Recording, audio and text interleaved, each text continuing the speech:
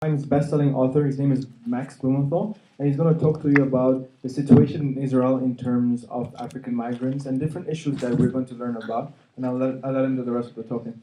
Please welcome Max Blumenthal.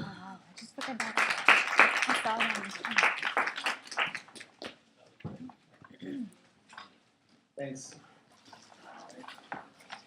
Thanks, Adnan. Sorry about the technical problems. I was hoping to show a fun video about Birthright Israel, which is one of the most fun trips you can ever go on. But most of you aren't allowed to go on it because it's not your birthright to be in historic Palestine if you're not Jewish. I went on it, and I recently filmed a mega event, and we're going to try to show that afterwards. I also have a documentary on the situation of African non-Jewish refugees and asylum seekers in Israel, which Adnan referred to in the beginning. But and we're going to have a really good, I think we're going to have a really good Q&A session. Just to let you know, any interruptions, and I will invoke stand your ground. I'm a white man, so I will probably win in a Florida court on that. That'll work for me. I hope me saying that, by the way, doesn't make you feel unsafe on campus or my mere presence. I know I'm really intimidating. I've been having a really interesting book tour, and it's been fascinating to be here in Florida. I've been on, I think, 3 or 4 campuses already. You can tell I've been pretty worn down by the road. I don't actually know where I'm going to go every day, but I've been learning so much from the different SJP chapters about the politics on campus, and it really dovetails perfectly with my own experience of trying to promote this book across the country, in city after city. It seems like reason and logic exists in inverse proportion to the distance from New York and Washington, D.C., because when I was last in D.C. trying to speak at the New America Foundation, a group of extremist neoconservatives actually attempted to prevent me from speaking there and to shut the event down and to target the donors of that think tank to prevent me from speaking there. Actually, when I was in Dallas, the local chapter of AIPAC attempted to prevent the Dallas World Affairs Council from hosting me. When I was in Phoenix, speaking on behalf of CARE, the Council on American Islamic Relations, at one of their banquets, a group called the Florida Family Association, right from your backyard, attempted to prevent them from hosting me and to shut that event down. This is a Islamophobic, homophobic group, which recently attempted to organize a boycott of the Star Wars video game because they claimed that it contained gay stormtroopers. Don't tell anyone that Chewbacca is single and he lives alone. There have been other attempts to shut me down and shut down just the mere facts that I'm going to introduce today and the facts that are contained in my book, Goliath, which is for sale in the back, at the Southern California Chinese Cultural Center in Irvine. An extremist Zionist group called Stand With Us, which works with Israel's foreign ministry, sent a letter to the Cultural Center claiming that I and other speakers, including tenured faculty at universities across California, were extremists. And for some reason, we had our dinner canceled at that center, and we were luckily able to host our dinner in a tent at the mosque across the street. And I thought, these Zionists, they love putting Palestinians out in tents. I don't know why. So I really was honored to be in that tent. I think the tent is constantly growing and expanding.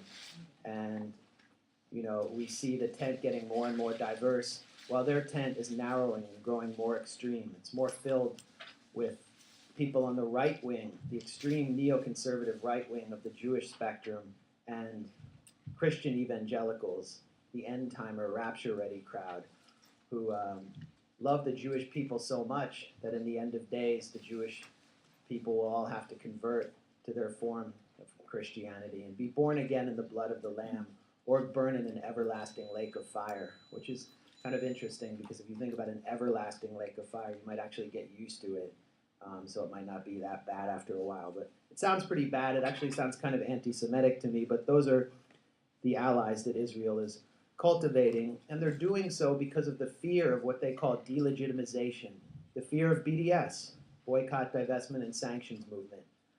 Tzipi Livni, who is the peace negotiator for the Israeli government, has said that BDS is one of the greatest threats to Israel as a Jewish state. And we're hearing more and more from settler business owners in the Jordan Valley, in the occupied Jordan Valley, that they're taking massive economic hits because of BDS. This is effective. SodaStream, the soda company that just hired Scarlett Johansson as a spokesperson, and operates its factory out of an illegal Israeli settlement in Ma'ale Adumim, just had its stock drop 26%. Maybe because it's a crappy product and you can just kind of stick a CO2 cartridge in a bottle full of liquid and it can do the same thing, but it also might be because of BDS. And so we're seeing hysteria peak everywhere, especially on campus, where BDS is starting to make inroads because of the efforts of SJP. And I saw it in Northeastern, in the frozen tundra of Boston, where I spoke 2 weeks ago. The students merely staged a walkout against an Israeli soldier, a soldier who is actively involved in the domination and control of Palestinians under occupation. Silent walkout, and they were forced to sign a civility statement after having the police called on them. And then yesterday, I was at Florida Atlantic, and I got to know the students who were sentenced to re-education seminars organized by the Anti-Defamation League, an Islamophobic group that opposed the construction of a mosque at Ground Zero in New York, that during the 1980s worked on behalf of the apartheid government of South Africa is everything all right? That worked on behalf of the apartheid government of South Africa to spy on anti-apartheid activists. And what had these students done? What was their sin? Their sin was to stage a walkout and a protest of Benzi Gruber, an Israeli army colonel who helped design the rules of engagement for Israeli soldiers who were going into the Gaza Strip during Operation Cast Lead, a 3-week-long assault, a bloodbath that left 1,400 dead, including, according to Amnesty International, over 400 children, most of whom were killed at home, that left 80% of arable land in the Gaza Strip destroyed, that left the Sawari chicken farm, the only major chicken farm in Gaza, destroyed. 80,000 chickens were killed by Israeli tank gunners. That destroyed the only flour mill in the Gaza Strip, that killed over 100 women, including women waving white flags. So I think that it's Benzi Gruber and those who hosted him who need to be sentenced to diversity and tolerance training, and not the other way around. I think we're living in an upside-down world, and it's really up to you guys to bring it back, set it back on its axis. And so now I'm here, and I find out that your president, Mark Rosenberg, is that his name? The president of a public university, has issued a statement against the American Studies Association's resolution, a symbolic resolution, in favor of BDS, in favor of boycotting Israeli institutions that are involved in occupation and apartheid, human rights crimes. Mark Rosenberg, as the president of a public university, has to consult the students and gain consensus when he makes statements like this. But we see with his statement on behalf of the narrow interests of the Israel lobby, which is fighting this extremely actively. They're everywhere. They've chased me everywhere on my book tour. We see who he's answering to. He's answering to money and power, and not to the people, and not to you, not to the students. And that's what I'm witnessing around this country, is a growing grassroots consensus in support of challenging the occupation and challenging human rights crimes against Palestinians versus state power. And pro-Israel forces are increasingly turning to state power to stop the efforts, these grassroots civil society efforts. Michael Oren, the former Israeli ambassador to the US, who gave up his American citizenship to be Israel's ambassador, who was just hired as an analyst by CNN, apparently to balance all those Palestinian voices that CNN hosts. That was a joke. Wrote an article, a fascinating article in Politico, calling on Congress to establish blacklists of Palestine solidarity activists and to basically criminalize Palestine solidarity by punishing anyone who protests an Israeli public official. Of course, most of you know that 11 students from the University of California, Irvine, were prosecuted for protesting Michael Oren for 2 minutes. for just 2 minutes. The district attorney of California prosecuted them with criminal charges. It was a multi-million dollar prosecution, and Oren wants more of this. And we're seeing at the Hillel House an effort to clamp, Hillel houses across the country, an effort to clamp down on free speech, and an effort to clamp down on diverse views, and an effort to clamp down on Jews who merely question these issues, on dissident Jews. This, to me, is like the complete contradiction of my understanding of what it means to be a Jew in the United States, when Hillel attacks the open Hillel policy of the students at Swarthmore University and declares that they will be castigated, that they will be cast out for simply declaring that they're willing to host alternative voices, including Palestinians and Jewish anti-Zionists. So I think this is a fascinating time to be active on this issue. I think the discourse is changing rapidly in this country, opening up, and we're seeing these forces that have always considered themselves inviolable, finally being challenged and being forced to explain themselves, including liberal Zionists and liberal Zionist groups like J Street, which oppose BDS. And meanwhile, in Israel-Palestine, which is where my book takes place, we're seeing any democratic space that ever existed rapidly narrowing under the government, the right-wing government of Benjamin Netanyahu, and those to his right who are going to move into power after he is long gone. And that's really when my book begins, is when Netanyahu's elected. He was elected during a national election campaign that took place during Operation Cast Lead, that attack on the Gaza Strip I described. And so the war and the assault on Gaza drove nationalistic attitudes, with 95% of Israeli Jews declaring their support for that war in its first week. A consensus of Zionist parties in Israel supported the war, all the way to the left, to the Meretz party. And naturally, the right wing came to power. The most right-wing government in Israeli history came to power. No, not even a centrist party was involved in this coalition.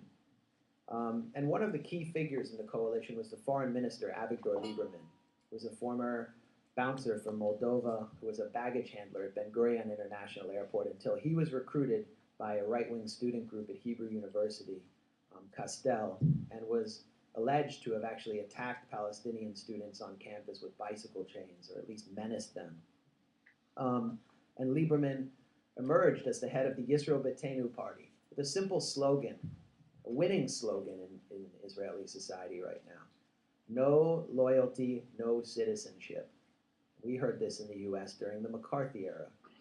But he pledged to strip Palestinian citizens of Israel, the 20% of Israel that is not Jewish, of their citizenship rights if they failed to swear loyalty to the Jewish state. His ads would actually feature Arab members of Knesset next to statements that were deemed disloyal. And this was pretty much a hit list for Lieberman. And when he came into power, him and his party, with the consent and support of Benjamin Netanyahu's ruling Likud party and this right-wing coalition, set about to strip Palestinian citizens of Israel of their rights, to strip the final veneer, the last patina off of democracy, and expose apartheid for the world to see. And I entered the Knesset as well, just as a reporter. It was very easy for me to get access to these individuals, to these lawmakers as an American Jew. I had much more access to Israel-Palestine than those of you who have deep historical connections to the land as Palestinians. I could go places many of you couldn't if you have a Hawiyah, a Palestinian ID. And one of those places that was easy for me to get to was the Knesset, Israel's parliament, the voice of the Jewish majority, the political voice. And I interviewed the authors of these laws like the anti-NGO laws targeting Israeli human rights groups, attempting to paint them as puppets of Europe, slapping them with 50% taxes on foreign donations, the acceptance to community law, which passed, which allows communities of 500 or under to discriminate on the basis of race and religion. Of course, there has been lots of segregation in Israeli society, but this officializes it and legitimizes it. New law, raising the electoral threshold to eliminate Arab parties, because in a parliamentary system, you have to meet a certain threshold to get into the Knesset. And most Arab parties have 2 or 3 seats. This would raise it to 4. The goal is to remove Arab parties from the Knesset even as Netanyahu goes abroad and to the US Congress to brag about Arab participation in Israeli politics. And one of the most, and another law, I mean, you feel that you are being facing a campaign of suppression on campus for advocating for BDS. Well, imagine being an Israeli citizen, because in Israel it is now legal for a settler who feels that his or her business has been harmed to sue any Israeli citizen who he or she thinks harmed that business in a civil court for massive penalties. And as originally proposed, that law would have meted out jail sentences to Israelis who called for the boycott of settlement goods or any BDS.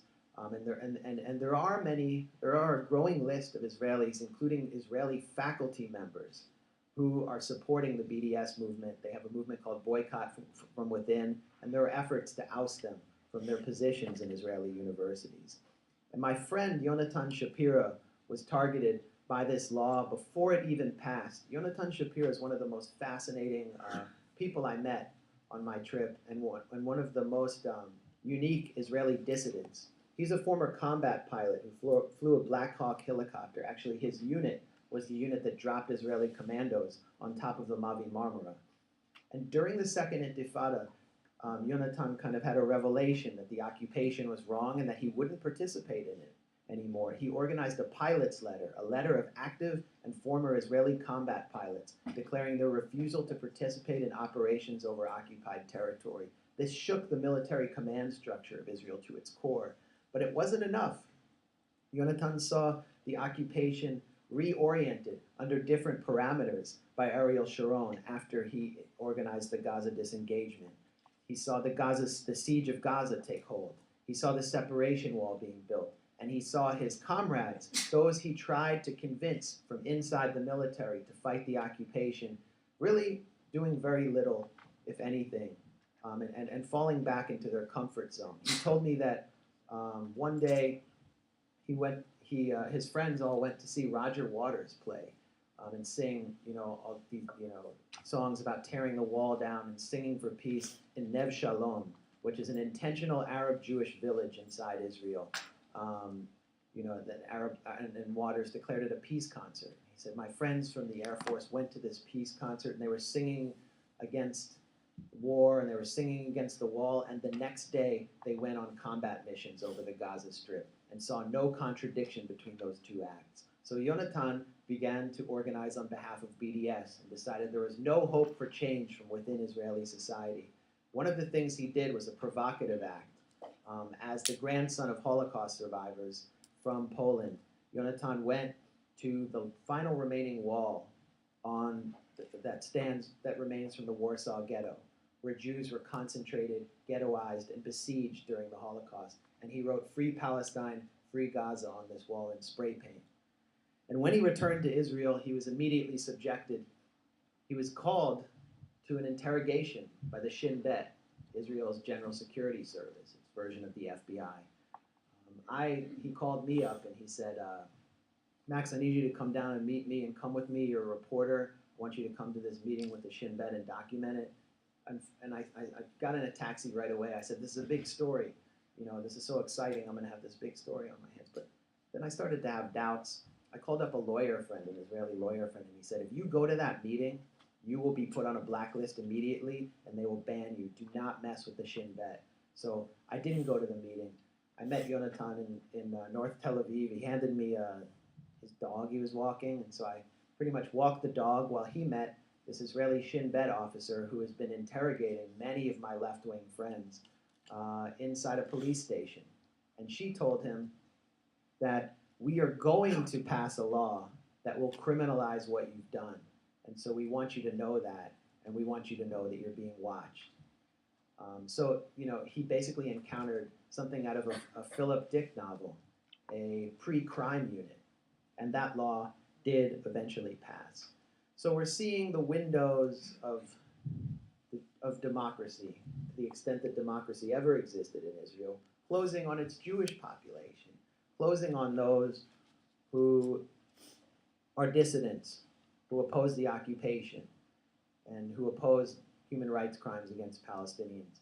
But for Palestinian citizens of Israel, and for Palestinians in general, the situation, as bad as it has never been worse. One of the laws targeting Palestinian citizens of Israel, which also passed, is called the Nakba Law. It was passed by Lieberman's party. Its author was a 28-year-old immigrant from Moscow named Alex Miller, whose Hebrew was probably worse than that of the Palestinian legislators in the Knesset who I met, whose families have lived with Israelis and with the Zionists who predated the foundation of Israel for over 100 years and who speak perfect Hebrew and Arabic. So it's sort of ironic that this party comprised of Russian immigrants would pass a law to remove indigenous people from public life. And under this law, as it was originally proposed, anyone who observes the Nakba could be punished with a prison term of as long as 1 year. What is the Nakba? The Nakba is what Palestinians refer to as their catastrophe. Between 1947 and 1948, over 750,000 indigenous Palestinian Arabs were forcibly expelled from their homes and turned into refugees. Today, the refugee population is 5 to 7 million. There are also 100,000 present absentees in Israel, inside Israel proper. What is a present absentee? It means that you were removed from your home and your home was taken under a law passed in the 50s called the Absentee Property Law, and you can't return to your home, but you can remain in Israel. So you're an internal refugee, and you might even be able to walk by your home and see the Jewish family who lives in there, but you're simply not allowed to go back in because you're of the wrong phenotypical character, the wrong ethnicity, and the wrong religion. So you have to find somewhere else to live. I write about a village, actually, in my book called Ein Hod. Actually, there are two Ein Hods.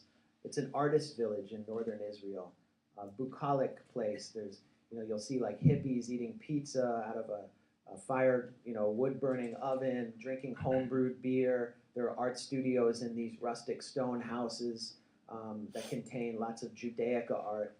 And I went to the other Ein Hod after visiting this art village. And the other Ein Hod is a Palestinian village, Palestinian citizens of Israel, who used to live in those art studios. Those were their homes. And in 1948, they were expelled. That village was ethnically cleansed, and they can't return to their homes simply because they're not Jewish. So they live 3 kilometers up the road. And they feel a lot of anger about this. Many of them also live in Jenin. Many of them also live in Syria and in Jordan and in other refugee camps dispersed around the world simply because they're not Jewish. Naturally, people like that would want to observe the foundation of the state of Israel as a tragedy. They have very little to celebrate. If you imagine if you would see another family in your home who's been put there and you can't return because of your ethnicity. They come out with Palestinian flags and protest, and then everyone goes back home. It shouldn't be seen as a threat. But the state of Israel, under its current government, sees the Nakba as one of the key threats to the state. Limor Livnat, a former minister in Netanyahu's government, declared that even the teaching of the Nakba in Israeli schools, just presenting it as part of the Palestinian narrative, threatens to promote disloyalty. And so books that contain single lines referring to the Nakba as something that the Palestinians consider to be a tragedy have been removed from Israeli textbooks, and in fact, those books have been removed from Israeli high school curriculum under the current government.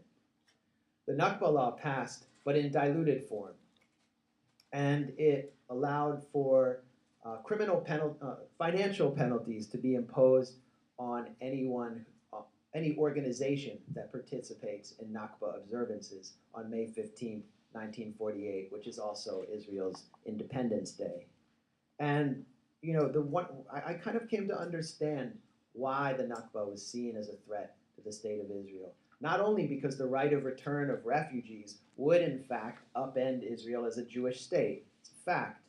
If the refugees returned, Israel would no longer have a Jewish demographic majority. And so they can't be allowed to return. It's why, in this country, we are not allowed to accept any refugees or bring in any immigrants whatsoever, or give anyone a path to asylum, because this country is a white Christian nation predicated on having a white Christian majority. And everything I just said is false, because look around at this room. This country is at least putatively a democracy. This country is not based on maintaining an ethnic demographic majority of any group.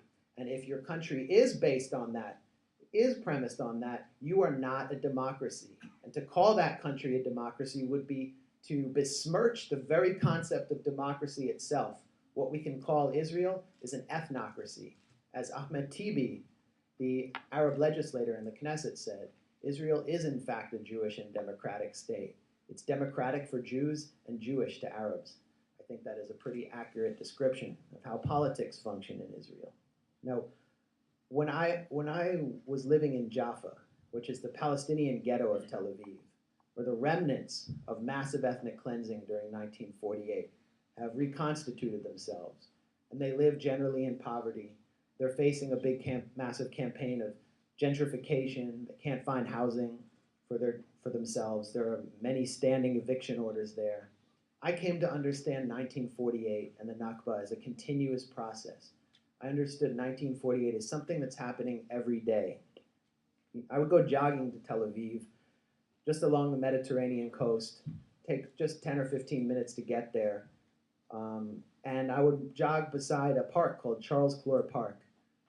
It's just these grassy dunes.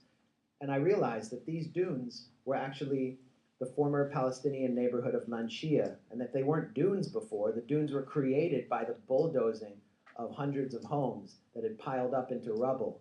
And so I saw families picnicking on the rubble of homes, and I saw that there was one home still standing, which was a state-funded museum for the Etzel Brigade, or the Stern Gang. The Stern Gang was responsible for the bombing of the King David Hotel and the Deir Yassin massacre during 1948. So when you ever hear Benjamin Netanyahu complaining about Palestinian incitement or Palestinian memorials to terrorists, just think about the Etzel Brigade. It is the last remaining Arab home from Manshia, and it's been turned into a museum for a right-wing terrorist group. And so I started to think more and more about the Nakba and the role it plays and the normalization of the Nakba. And I realized that it hadn't quite been normalized because the process was not yet finished. These pesky Palestinians, the indigenous people, unlike in the United States, were still mounting a campaign of massive resistance against the Jewish state and its project of settler colonialism. And so there was a backlash against them. In Jaffa, inside Israel, just south of Tel Aviv, I witnessed settler terror attacks on the neighborhood, marches through the center of Jaffa with right-wing settlers and extremists chanting Jaffa for Jews, Arabs out. I witnessed my favorite, I didn't witness this, but this happened after a trip, after I left one extended reporting trip. My favorite fish restaurant be firebombed by those right-wing vandals coming in from the West Bank, from the settlements, into Jaffa. I witnessed the Muslim cemetery come under attack with anti-Arab and anti-Muslim graffiti spray painted on the headstones of a Muslim cemetery that predated the state of Israel. And the UN reported just yesterday that these kind of settler terror attacks have increased fourfold over the last year, which means that the Israeli authorities aren't particularly doing much to stop them. And I went 15 minutes east of Jaffa to Lod, which used to be known as Lydda before the state of Israel was founded. And I arrived in a neighborhood that had been completely demolished, that looked like Gaza after Operation Cast Lead. And I saw men standing around open fires. I saw children in tents trying to do their homework. An entire family had been destroyed. Their neighborhood had been destroyed. 10 families together had all their homes destroyed because they had simply built without building permits, and their housing was deemed illegal by the Israeli authorities. They were, of course, Palestinian citizens of Israel. And this is very common. This is common in East Jerusalem, but it's increasingly common between the Green Line. And as one Israeli activist told me there, I don't see any difference between what's happening in the West Bank and what's happening in Israel anymore. It's all blurring into one as we see these demolitions inside Israel, inside the part of Israel that would be legitimized under a two-state solution. Israel has demolished over 27,000 Palestinian homes since 1967. It has uprooted over 800,000 Palestinian olive trees since 1967. That's enough to fill up 33 central parks. And it's all part of a strategic logic, a cold calculus to preserve a Jewish demographic majority against the wishes of the Palestinian population, who must be denied the right to expand their homes according to natural growth and concentrated on as little land as possible. And they also have to be deprived of their agricultural forms of sustenance, just as the Native Americans were deprived of the buffalo, which allowed them to roam freely on their ancestral lands.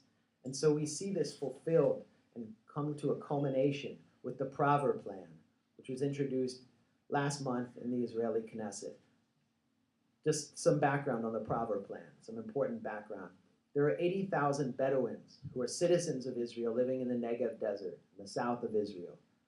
Many of them serve in the Israeli army, actually.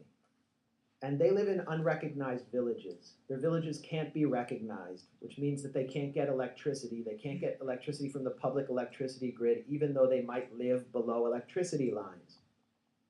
They can't have public health clinics in their villages. They can't have public schools in their villages. If you visit their villages, they'll have solar panels. And all of their housing has been declared illegal by the state of Israel, simply because they're not Jewish. If you are Jewish, and you get together 100 of your friends and start a community in the Negev Desert, you'll immediately be hooked up to the public water and electricity supply. You'll immediately get public services. If you're Bedouin, you will face a campaign for your removal that has been continuing since 1948. And according to the Prover Plan, 40 to 70,000 indigenous Bedouins who live in unrecognized villages in the Negev will be forced to move to Indian reservation-style towns, which have been built by the state of Israel to concentrate them. Actually, look at the website of the Or Movement, the government-linked group that runs these Arab towns that have been built by the state of Israel, the only Arab towns that have ever been built by the state of Israel since 1948. It says that they have been built to concentrate the Bedouin population.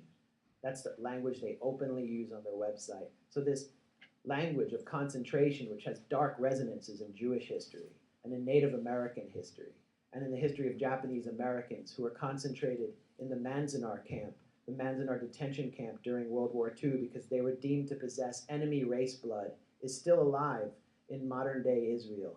And it's being used to target one of the main groups that is seen as a demographic threat to the Jewish state.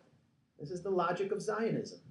Have to maintain a Jewish majority against the will of the indigenous population. You have to expel or concentrate all contaminants to the ethnic purity of the state. It's not me saying that, it's Benjamin Netanyahu. He'll come out and openly declare that these Bedouins pose a threat to the Jewish character of the state because they insist on multiplying and they have large families. Now we see what the greatest threat to the state of Israel is, the existential threat. It's not rockets from Hamas. It's not rockets from Hezbollah. It's gestating Arab fetuses. And behind that, democracy. And so they're fighting a demographic war through programs like the Prover Plan. There was a debate in the Knesset over the Prover Plan. And Miri Regev, the Interior Committee chair of the Knesset, declared that we will do to the Bedouins as the United States did to the American Indians. And she said that not in opposition to the plan, but in favor of the plan. She is a supporter of the plan from Benjamin Netanyahu's party. It failed miraculously by 2 votes because of mass mobilization across Israel, Palestine, and across the world, and it's been reintroduced in the Knesset quietly because the state of Israel is determined to expel and concentrate the Bedouins. Now look at Miri Regev, and you look at the figures in the Israeli government right now, like Naftali Bennett, who is the head of the Jewish Home Party, the 3rd largest party in the state in the governing coalition. He's in his 40s. He's very articulate. He actually grew up in California, speaks perfect English, better English than George W. Bush did. And he is really embodying the voice of the young Jewish Israelis who declare in every Israeli Democracy Institute poll year after year that they will refuse to live next door to an Arab or sit in a classroom with an Arab. And Naftali Bennett favors annexing the West Bank, doing away with the Palestinian state altogether, and giving Palestinians either Jordanian residency or a trip abroad, permanent trip abroad, which is why he is gaining so much influence and so much popularity. It's why Miri Regev, who's another younger figure in Netanyahu's party, is gaining popularity. Because they understand, as I do, that 1948 is not over and that it is a continuous process. But unlike me, I see it as a crime that needs to be ended and prosecuted.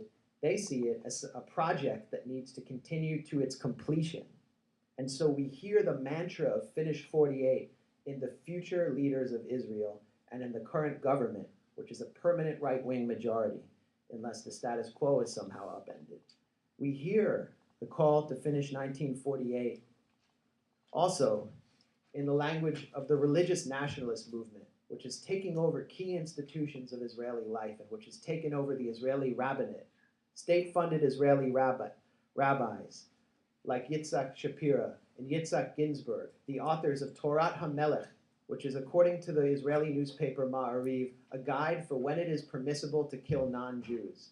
And according to this guide for killing non-Jews, which has sold more copies in Israel than Peter Beinart's The Crisis of Zionism sold in the US. Fortunately, I think my book outsold it. According to this book, it is permissible to kill non-Jewish babies if they will grow up to harm us. The book is basically a manual for genocide that has been distributed by the thousands into the ranks of the Israeli army through religious nationalist channels. And now 40% of the Israeli army's officer corps are religious nationalists.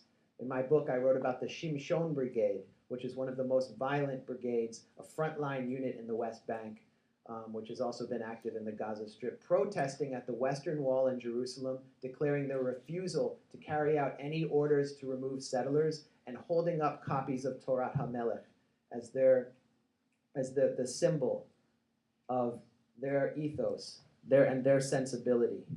We hear the call to finish 48 in the letters issued by state-funded Israeli rabbis. Hundreds of premier religious authorities in Israel issued a letter declaring that it is illegal under Jewish law to rent apartments to non-Jews, perverting Jewish law, by the way. And their wives issued a letter, a rabbinical edict, declaring that it is illegal for Jewish women to have relationships with Arab men or other non-Jews.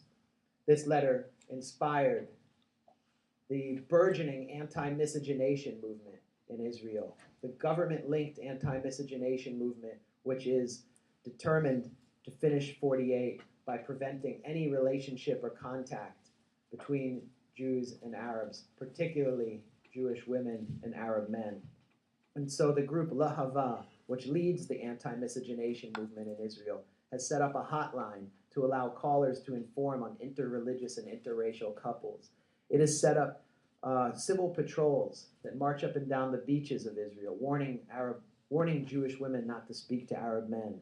I've seen posters around Jerusalem containing photographs of Arab men who are accused of making passes at Jewish women or having relationships with them. They've handed out leaflets warning Arab men not to speak to Jewish women in Jerusalem under the penalty of extreme violence. The National Civil Service Administration, which is a wing of the Israeli government, recently barred religious Jewish women from volunteering in hospitals after 9 p.m. for fear that they will date Arab doctors after a massive campaign of lobbying by Lahava. And this decision was endorsed by Naftali Bennett, who is now the economics minister of Israel, leader of the third largest party in Netanyahu's governing coalition. And I always joke at these talks about why I find this decision so unusual, and it's because as a Jewish American, I've been raised to believe that it's good to date doctors. But in Israel, we're apparently seeing a kind of different mentality come into play. Kind of reminds me of, it's just something very foreign to me. It's very foreign to me for a country to call itself a democracy when so many of its leading parties are united in the cause of producing an ethnically pure state, free of demographic contaminants. And now there is a new threat, a new demographic threat, which doesn't come from the indigenous population, which doesn't pose any security threat to the state of Israel. Nothing done against this group can be justified on the grounds of security or counter-terror act or fighting terrorism. This group is the 60,000 non-Jewish Africans who are currently residing in Israel, who have crossed the Sinai Desert, fleeing Janjaweed in Sudan, fleeing genocide in Sudan, fleeing poverty, fleeing repression in Eritrea. Eritrea is the only country besides Israel that forces all men and women to do military service. And by age 17, when you're finishing high school in Eritrea, you're sent to a harsh military camp called Sawa. So many of those young people have fled across the Sinai Desert and wound up in Israel. And now they've been labeled infiltrators. There's an official campaign of incitement against these Africans. They've been concentrated in South Tel Aviv, in a very poor neighborhood that's under the control of the right wing, a neighborhood of Arab Jews, Mizrahim, who have been also discriminated against. And they've been put in conflict with the local residents. And so there have been race riots against the presence of Africans. And Miri Regev has led a rally of 1,000 people in South Tel Aviv declaring that Africans are a cancer in the national body, an opinion that a majority of Jewish Israelis agreed with, according to a Times of Israel poll. Finally, Benjamin Netanyahu and his government decided to come up with a solution. First, the 1953 Anti-Infiltration Act, which was passed to illegalize the presence of Palestinian refugees inside Israel.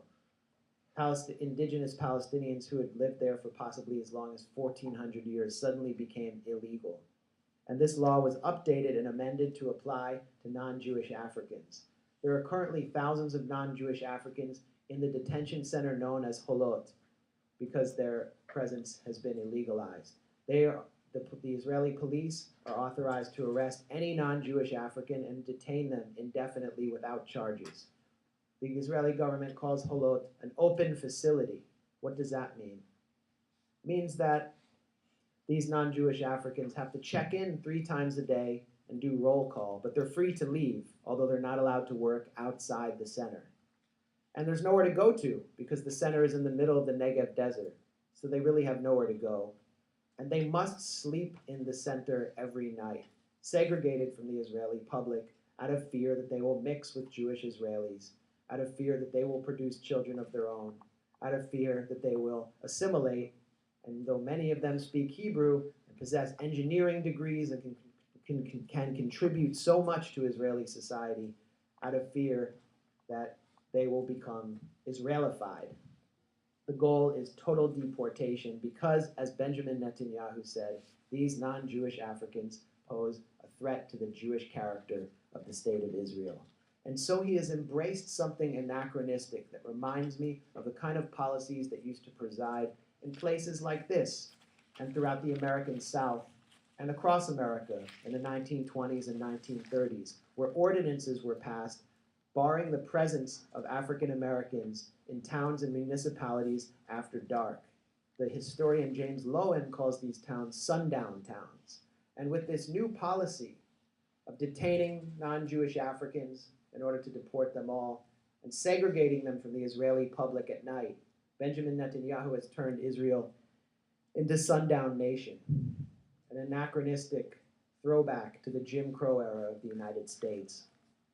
Now, all of this is happening inside the Green Line, inside Israel proper. As I said, inside the part of Israel that will be legitimized under the two-state solution that John Kerry and Barack Obama, the product of the civil rights movement, the product of multiculturalism, the supposed fulfillment of democracy in the United States, wants to pass. Barack Obama and his administration are demanding, along with Benjamin Netanyahu and his government, that Mahmoud Abbas, the leader of the puppetized, non-representative Palestinian Authority, recognize Israel as a Jewish state. That means that everything I just described will be legitimized by not just legitimized by the U.S. government, and not just by the international community, but by the Palestinian Authority. All of those discriminatory trends. Not only that, Kerry is trying to establish a framework for negotiation on Netanyahu's terms, and some of the details have leaked out.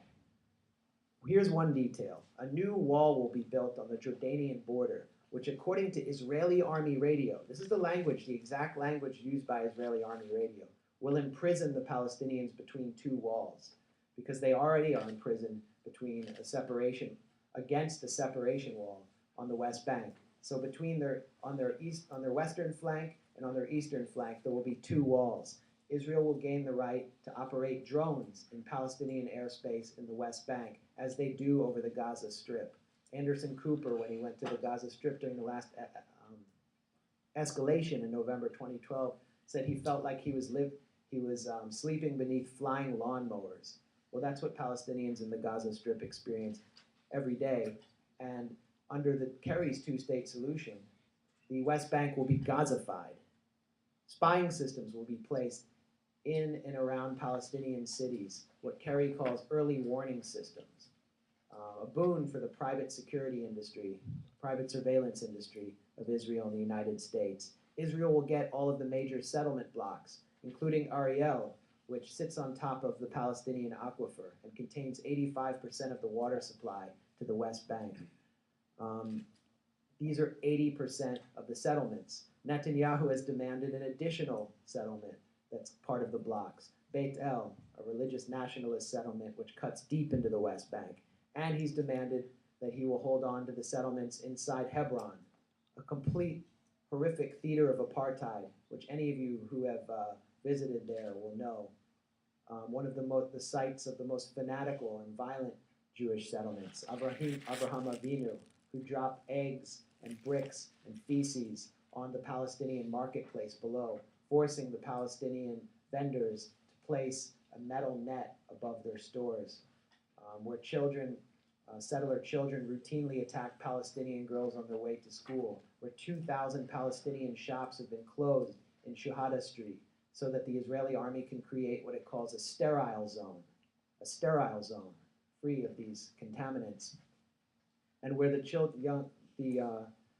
young Palestinian girls who go to school in that area have to walk through a cemetery, which is actually marked as a path for Palestinians, allowing the settlers to walk in the street alone. Last time I was there, I heard a lot of Brooklyn accents in the street. So there's currently a campaign going on called Brooklyn Out of Palestine.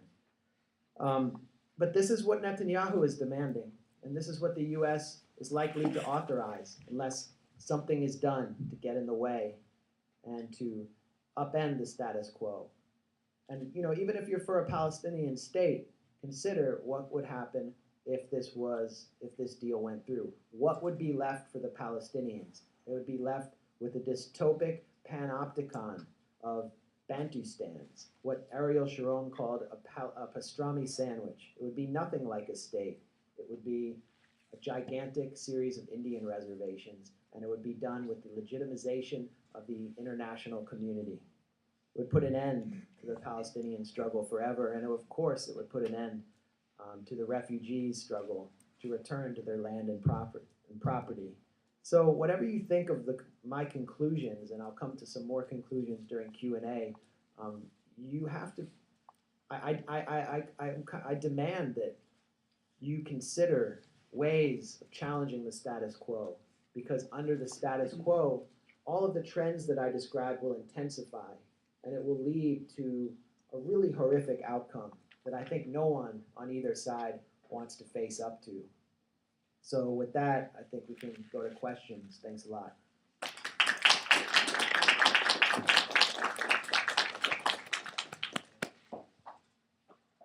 Yeah. What would be, in your opinion, the best possible way to change the status quo? Well, we're talking about tactics. We're not talking about solutions when you ask that question. And BDS is a tactic. It doesn't prescribe any particular outcome. And so I think BDS is having an enormous effect for the reasons that I explained in the beginning. It is kind of changing the status quo. And it's an end around when you are deprived of the chance to lobby your representatives, your elected representatives, or your college president, because they're completely under the power and influence of the Israel lobby. So BDS is really the only answer right now. And it's a tactic I didn't always believe in, but I came to understand that it was ethical and that there was an enormous efficacy to it, that it was effective over the years. So I, really want to vigorously advocate on behalf of BDS. And you see, just with symbolic resolutions in the U.S., how much it's changing the discussion on campus. I mean, nothing's really happened on campus. There haven't been any Israeli companies that have been forced to pull out of collaborations with major universities in the U.S. But what has happened is that this discussion has come to campus, and it's forced Zionists to explain themselves, and it's given Palestinians and their supporters a voice they didn't have before.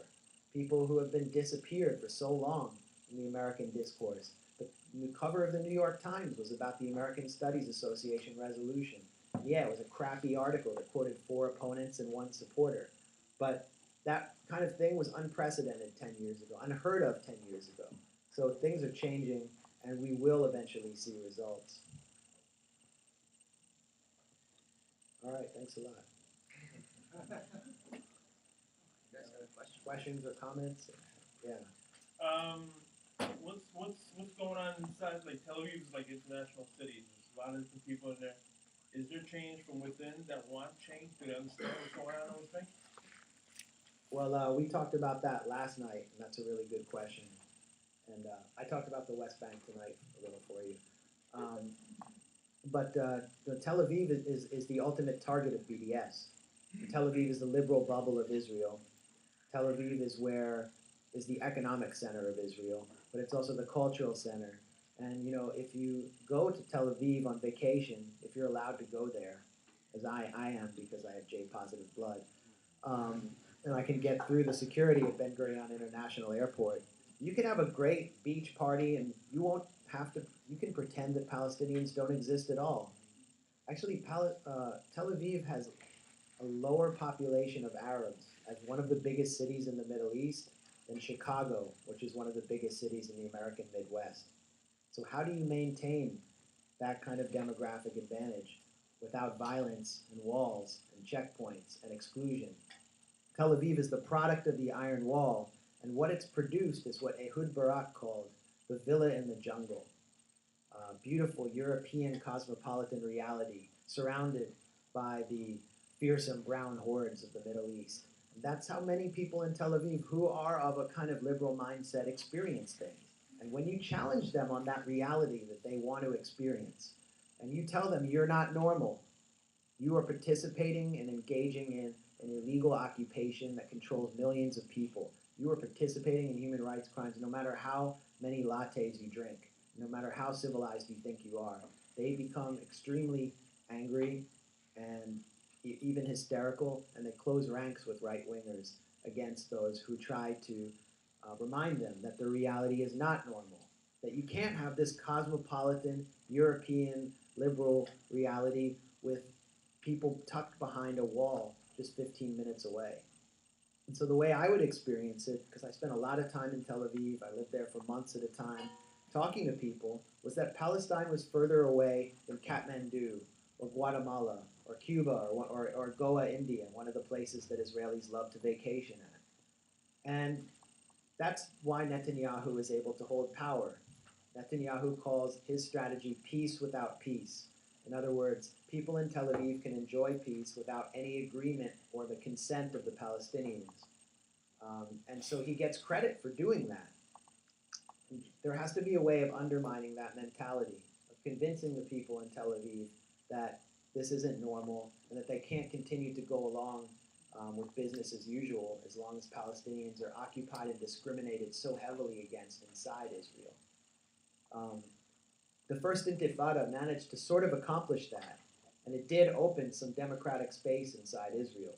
We saw Palestinian Shabab, the kids coming out, throwing rocks, Palestinian women's cooperatives organizing mass protests. Yitzhak Rabin tried to fight them with a policy of broken bones, breaking the bones of Palestinian stone throwers, which is, actually benign in comparison to the policies that now govern the Gaza Strip, with not just broken bones, but massive drones. And Israelis came out in protest. In Tel Aviv, there were huge anti-occupation protests. Today, you just don't see that. And my friends who challenge the occupation with like their bodies and their lives, who refuse army service and go to jail to refuse army service, number around 700 or less. There are so few of them. They're so marginalized. So what you're doing, what you're seeing among them, is that they, as I said about Yonatan Shapira, are giving up on the idea of change from within.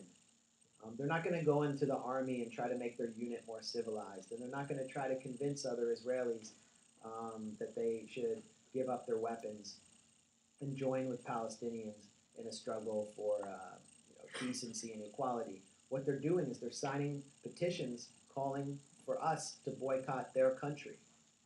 And the boycott from within movement in Israel is growing. We're seeing tenured faculty join it, from Ben Gurion University, from Tel Aviv University, from Hebrew University. There's no way that any of this separation can be broken down without massive pressure from the outside. So we have to do away with this false concept of a good Israel against a bad Israel and an internal conflict, because there is a total consensus for controlling and dominating Palestinians in perpetuity. I would like to thank you for the wonderful insight. What would you say about the Palestinian response? Would you actually justify the actions of Hamas? What actions are you referring to? The response to whatever happened, like You're saying the armed struggle or violence. yeah. I mean, it's not for me to tell Palestinians how to resist being occupied. And I know that if there were Jews inside the Gaza Strip, that I would be marching down the middle of the street with Jewish organizations that would be raising money for weapons for people in the Gaza Strip to resist being under siege and being placed in an open-air prison. And I know that American Jews really regret not doing that for the fighters in the Warsaw Ghetto and not doing more to lobby their government to bomb the rails leading to Auschwitz. And not doing more to lobby for more refugees to come into the U.S. Am I comparing what Israel's doing to Palestinians to the Holocaust? No, I'm not doing that. I'm just embracing the lessons of the Holocaust and and thinking about what can be done to another group of people who have been totally dispossessed. So I don't like, violence isn't my preferred method of resistance. In a lot of ways, it's also failed method up against one of the most powerful militaries in the world. And it opens a lot of political space in Israel for the right to move into power and for the right to enact really harsh solutions against Palestinians. But it's not for me to tell occupied people anywhere how to resist. And so I'm not going to run around, condemning Hamas. I'm not going to be put on the defensive about that. We know that when justice is delayed and justice is denied, the sword enters the world. Palestinians and Hamas are not waging an armed struggle because they're anti-Semitic, because they hate Jews. If the green people from the planet Zargon had come and said, we want your land and we're going to put you in a ghetto, they would resist the green people and they'd hate the green people. So what I'm trying to do is remove the root and the origins of Palestinian violent resistance by helping them and letting them take the lead, but helping, as I see fit, campaign for their equal rights and their dignity. It's obvious to me, and it should be obvious to everyone, that the lack of rights is the source of the violent struggle in Palestine. And another point I would make is that I'm so sick of hearing Zionists wonder where the Palestinian Gandhi is, when all they have to do is look in an Israeli prison or in a Palestinian graveyard, and they'll find thousands and thousands of Palestinian Gandhis buried there. Because the primary form of Palestinian resistance since the inception of Zionism in the Holy Land has been unarmed struggle, protests, and political action.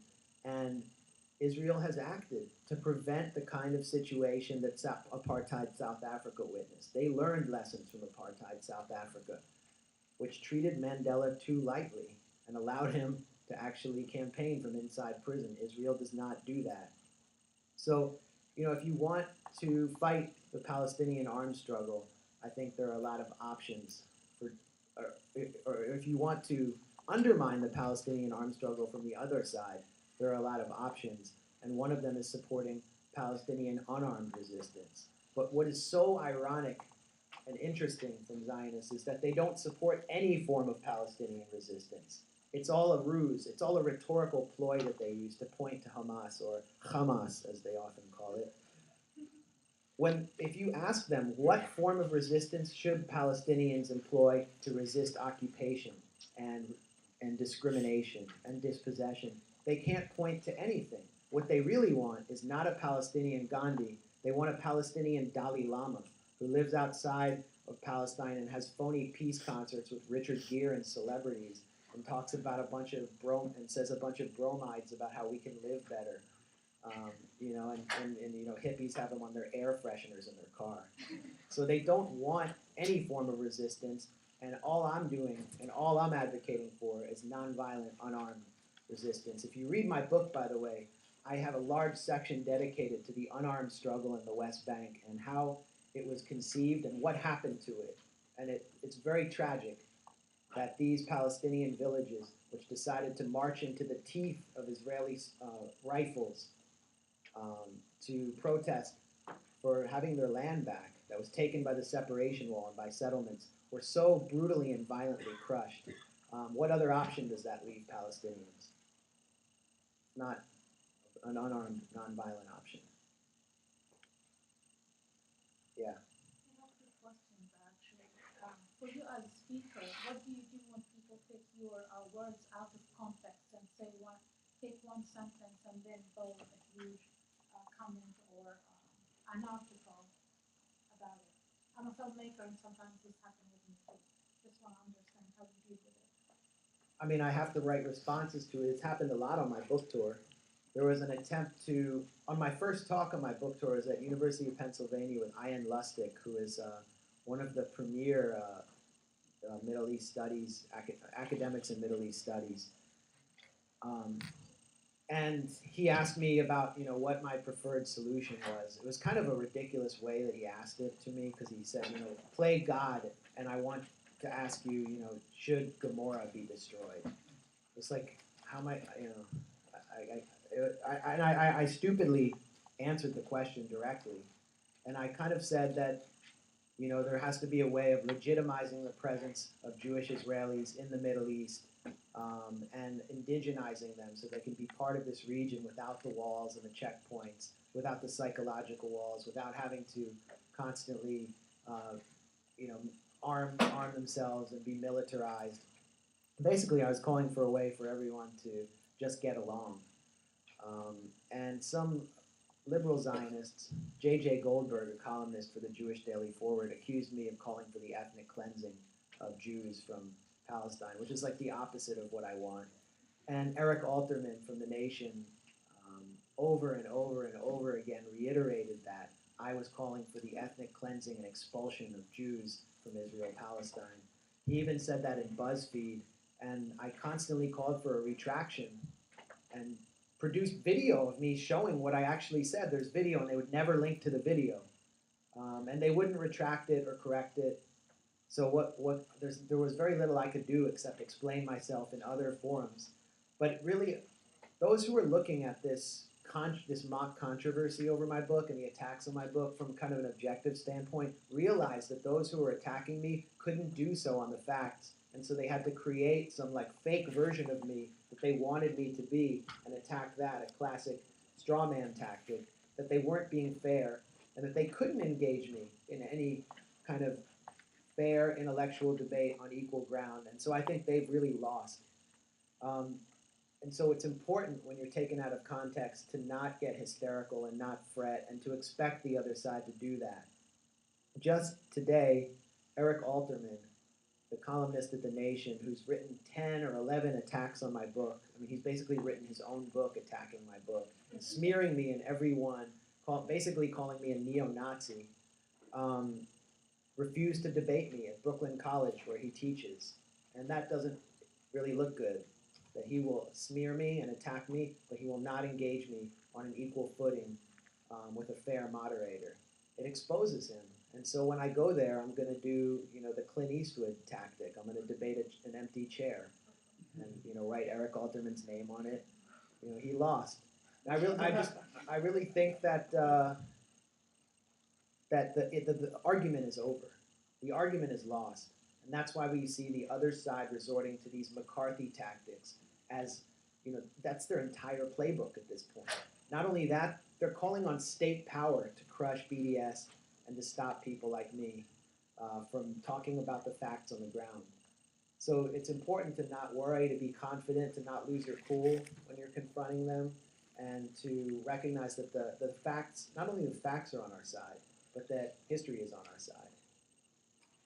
And you had another? Yeah, my second question, if I didn't misunderstood your point about the comparison between the treatment from the Israeli occupation towards the African immigrants and Palestinians, you said a sentence, the indigenous Palestinians who lived there 1,400 years. What did you mean by saying 1,400 years? Well, there is clear evidence that many of the families who are Palestinian who exist today have had a presence in the Holy Land for as long as 1,400 years. And actually, there's a book by Joan Peters, this Zionist quasi-historian, which attempted to dispute that and claimed that the Palestinian Arabs were only a recent arrival to the region, and she was ripped to shreds by young Norman Finkelstein in his dissertation. It's what kind of made Norman Finkelstein famous, and the book has been totally discredited. I got one from you. Does anyone else have any? Back here, we'll get to you. Before communism ended in Eastern Europe, the communist parties in the region took a very, very, they became really crazy and amplifying communism. So we kind of see that happening now with the Zionist project. We say maybe we're heading towards, coming towards an end that will happen very rapidly, along those lines. I think so. There hasn't been a tipping point yet, but it is kind of a doomed project because it hasn't been able to realize legitimacy under any international law or make any agreement that that defines it as legitimate. What is it? I don't mean that Israel cannot at some point find a way of realizing its legitimacy, but the concept of a Jewish state is fundamentally illegitimate under all international law that has governed the region and governed Israel-Palestine, because it is based on excluding the indigenous population and denying them basic rights. So the crisis will just continue perpetually, and BDS will grow, what the Israeli government refers to as delegitimization. Israel will increasingly become a pariah state, as many people predicted during its inception, including great Jewish intellectuals like Hannah Arendt and Judah Magnus, the founder of Hebrew University, who campaigned against the foundation of a Jewish state, and Martin Buber. Everything that they've prophesied, even Harry Truman predicted that it would lead to disaster. The U.S. president responsible for its creation. So everything they predicted is coming to bear today. And you have to imagine that this can't go on, that a new kind of situation has to take shape. Avigdor Lieberman was recently in Washington at the Saban Center, which is a think tank. This is interesting, by the way. It's a wing of the major think tank in Washington called the Brookings Institute, and it's funded by the Saban Center, which is funded by. It's controlled by the Saban Center, which is funded by Haim Saban, the billionaire who made his money off the Mighty Morphin Power Rangers. And he's a pro-Israel billionaire who funds the Democratic Party. He has funded the building of the Democratic National Committee headquarters. He's like one of the major funders of the Democratic Party, and he said that I'm a one-issue guy and my issue is Israel. So he hosted this foreign policy forum in Washington. All of the Washington press corps was out there. And Lieberman comes, this guy who favors transferring Palestinians, the same week that people were trying to shut me down and prevent me from speaking across town. And Lieberman openly says that we need to continue the peace process, not because we want peace, but because we want a process. Because the longer that process continues, the more we can buy time to maintain our situation and to maintain the settlements. He actually said that openly. You can look up the quote. And so that's the logic of the state of Israel right now, is to buy time, They're buying time through lobbying. They're buying time through Mark Rosenberg denouncing BDS. They're buying time by trying to suppress my book. They're buying time by bombing Gaza constantly, a strategy they call mowing the lawn. But if you're just buying time, then you're basically kind of like a zombie in a vegetative state. I think Ariel Sharon was a perfect symbol of the situation Israel finds itself in. You know, hooked up to a feeding tube, its direct line to Washington, with no direction forward and no way of coming out of its current state. It's only sinking, descending further. So I don't really have an answer for you about how it ends. As David Petraeus said to Paula Broadwell, how does this all end? I don't really have the answer. But if the status quo is not upended in the coming years, and there isn't a change on the ground, it's not going to end well, and there could be a bloody civil war. It could end in bloodshed, as slavery ended in the United States. 600,000 Americans died of the Civil War. Hundreds of thousands more were viciously injured. That's how slavery ended in the U.S. We have to find a way of preventing that, a similar bloodbath from ending apartheid in Israel-Palestine. But I'm confident that apartheid will end. But you know, the peace talks they have going on now are scheduled to go on through April, and all likelihood they're not going to really, Right, they're right. not going to really make any type of reasonable compromise. And so what happens at that point? We're at the point where we have an extreme government that's running this thing. I can tell you what will happen after that from the U.S. perspective, which is that peace talks will be introduced again after Hillary Clinton or someone else comes into the White House, and they'll do the same thing as this. Thousands of new settlement units have been authorized under these peace talks. So the U.S. has no strategy and no solution besides peace talks. And in the midterm, in the near term, they will just dump aid into the West Bank and give aid to the victims of a crime.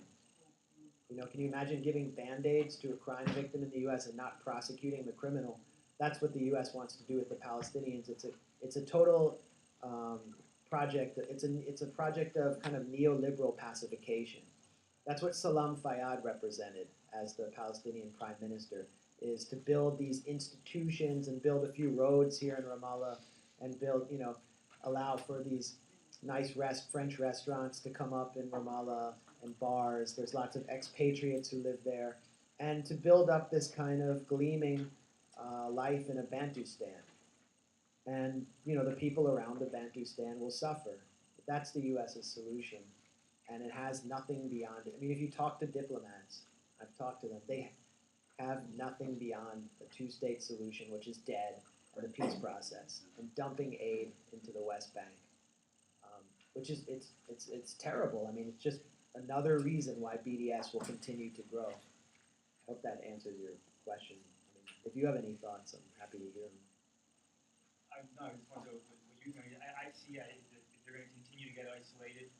They seem to have they don't have the capacity to create even a 1 square foot of a Palestinian state, because that Palestinian state will always represent the crime that they were founded on. You know, and so it seems to me that the only solution is really a one-state solution, which dismantles the entire Zionist project outwardly happening, you know, and make it one state. Yeah, I agree with you. It can happen not necessarily in the form of one state, but there has to be, but that is the way forward. And one thing we have to recognize when people talk about the dangers of one state is that it currently is a one state reality. That Israel-Palestine is one state under the control of a single apartheid regime. And all people between the river and the sea are currently controlled by that state. And so, how do you deal with that? Those who prefer the status quo are the real one-staters, and they're pro-apartheid one-staters. So that's an important point to make. But yeah, it's so important to get beyond the paradigm of land for peace, which has failed, and move into a paradigm of rights, of a rights-based approach to making peace in Israel-Palestine. And there has to be a peace process. There should be a peace process. There was a peace process in South Africa. But the peace process shouldn't be about giving the Palestinians a few little slices of land that are like Indian reservations. It should be about ending apartheid. And Nelson Mandela said, I will not negotiate with this government until we start to talk about how we're going to dismantle apartheid. So that's what I think BDS can achieve, is moving the peace process towards a just resolution and letting Israelis and Palestinians negotiate. And when you talk about Palestinians, who are you talking about? You can't be talking about the Palestinian Authority. You're talking about all Palestinian factions, all Palestinian refugees, and the entire Palestinian diaspora. So the whole model of the Palestinian Authority also has to be dismantled immediately for any kind of democratic process to occur along the lines of peace. Anything else, or you want to watch a video? I got a question. Yeah. As students, how can we support BDS and Palestine? Ask your SJP here what to do, but there's so much you can do. Yeah. And it doesn't just include actual efforts to divest. I mean, the eviction orders, raising awareness, is, I think, a form of BDS. The mock apartheid wall is a form of BDS. And what you're really aiming at on campus is raising awareness and getting this discussion going, which has not been present. When I was in school in the 90s at University of Pennsylvania, this was never discussed in any form. So that's a victory right there. But you know, you get together with your SJP and decide what to do. And you guys understand what needs to be targeted at this school and what can happen. Last question, and then we'll watch a video. Alright. So you talked about like the mistreatment of the African immigrants, the mistreatment of Palestinians and the Bedouins and so on. Are most of these populations mistreated only because they're Muslim? No, there are Palestinian Christians. They're also Christians. So Christians also get mistreated, basically. Well, you can ask any Palestinian Christian about their situation. And it's important to recognize that Jews who don't fit the dominant Jewish group within Israeli society, Mizrahi Jews, Ethiopian Jews, even Russian Jews, face different forms of discrimination and mistreatment, which is actually used to prop up apartheid because they are united against Palestinians as the only group below them on the totem pole. And there's a new movement in Jewish Israeli society of Mizrahi Jews, who are Arab Jews from the Arab lands, to actually build bridges with Palestinians because they share a common language and a common Middle Eastern history. And this is a major threat to Zionism, the idea of a bridge between Arab Jews and Arab Muslims and Christians. To wrap up my talk, I'll tell you a story about my last trip to Jerusalem, which was in September. My friend Yossi David, who's a character in my book, who was raised by ultra-Orthodox Jews and left his family because he felt that the religion was too oppressive and wearing 5 layers of clothing in this 100-degree heat was too oppressive, that he hated the homophobia being taught in his yeshiva, and he went and tried to join the army where he thought he could become secular, and he found that being involved in occupation was too oppressive, and so he left that. He realized that there was a path to having a relationship with Palestinians because he is half Iranian and half Tunisian, and that he shared this common heritage with them. And so he started organizing groups at Hebrew University with Palestinians, and they would listen to Arabic music together and talk about their shared culture, which has always existed independently of Zionism. And he took me to a bar on my last night in Jerusalem called Tahrir in the Mahani Yehuda market. The Mahani Yehuda market during the day is in central Jerusalem, and it's a very Jewish scene. I mean, it's filled with settlers and religious Jews, and at night it's mostly empty. And as we entered this market, with these narrow paths, I heard Kulthum reverberating through the marketplace. I said, this is weird. This Egyptian tarab singer is playing in the middle of this market, which I always associated with settlers. And I come around the corner, and he takes me into an outdoor cafe, and it's all Palestinians and Mizrahi Jews, including religious Mizrahi Jews. And I'm the only white guy there, the only Ashkenazi there. And they're all taking turns on a laptop playing their favorite Arab music. And they're all drinking arak out of pitchers. And they're just hanging out, it's like what the people do after dark when the white people go to bed. And I thought, this is incredible. This is a real vision of the way that it could be when Zionism is finally stripped away. And the divisions, the ultimate walls are the psychological walls. When those walls come crumbling down. So that unusual visit to this bar gave me a little glimmer of hope. And I think that it's important to recognize allies in the end will be very unlikely ones. Others who have faced discrimination from within Israeli society, who you've been told are not your real allies. They aren't the kind of people you'll meet in dialogue groups. They might even be Orthodox Jews who are non-Zionists. But it's a long way towards getting there, but people are trying to figure out these kind of solutions on the ground. And it's up to you to do so in your own community. And with that, I will show you a video about Birthright Israel, which is I think the most effective and heavily funded pro-Israel program for Jewish American youth. Over 300,000 Jewish Americans have been on this program, including me. And I managed to go to a Birthright Israel mega event in 2012, which was addressed by Benjamin Netanyahu. And you'll see what it's all about here. Hopefully the sound works. Is the sound cool? Okay, good.